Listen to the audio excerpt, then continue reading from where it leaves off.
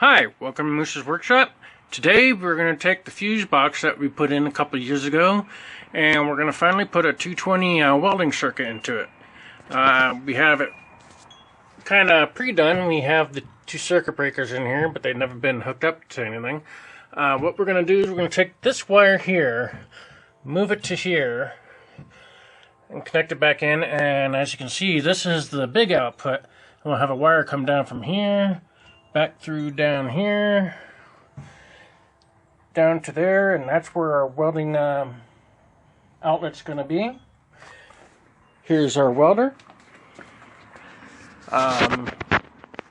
One thing about it, I'm going to change out the cord that's on it. It's really thin wire. I don't like it, and if you look, it's been cannibalized to fit in several different outlets. What we're going to do is get rid of that piece of junk, put in this nice heavy-duty one with heavy-duty wire, and that way we don't have an overheating cord. So once we do that, we can start welding some stuff and get some other projects done. And right here is our outlet box, brand spanky new, ready to be installed. And we're going to use some really heavy-duty wire too. But first, we're going to come over here, take the back of the welder off, and we're going to install this new cord.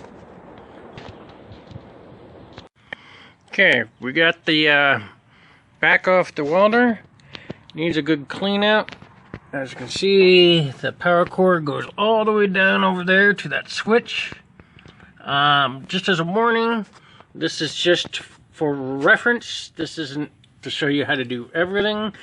If you're not a licensed electrician, find one and have them help you with this or have them do it. We are not liable if you fry yourself. So that being said, we're going to disconnect the switch. It's a little dark to see in here. I'll show you the ends of it when I get it off. Actually, some of them are a little loose. That's really nice. And we're going to wire in this new one. So, see you in a second. Okay, we got the cord out. Here's the old ends. It was actually, this little coupling right here was loose. So, good thing we opened it up. As you can see, the switch. These leads right here go to the fan. And these heavy-duty straps right here, so they don't melt, go to the actual big bada-boom, whatever you want to call it. Needs a little cleanup, get some cobwebs out of here. So what we're going to do is we're going to take this heavy-duty monstrosity, and we're going to hook that up to the switch. The middle is the ground, and we'll go from there and show you that. Okay, we got the switch part wired up, and here's just a comparison again of the old one and a new wire. It's a lot more heavy duty, a lot safer. The wire won't heat up, and this old wire is like a mile long. This one, just like 4 feet. That's it. So that'll help out a lot. Now we got to mount it back down in there, put the ground wire back on, retaining strap that holds these so it doesn't pull out, and put the top back on, the back back on. Okay, it's all back together. As you can see, the cord's coming out, and also have the outlet wired up. Always make sure your positive leads are on the outside, your negative on the inside. Now another big thing, your cord on here, that can be stranded because it fluxes and needs to move, but the wire that goes inside your walls and stuff has to be solid wire, no stranded. That's a fire hazard. So with this wired, we can put the cap back on just for a second to show you. Then you tighten that screw, and then this should just plug right in. Yep, nice and tight.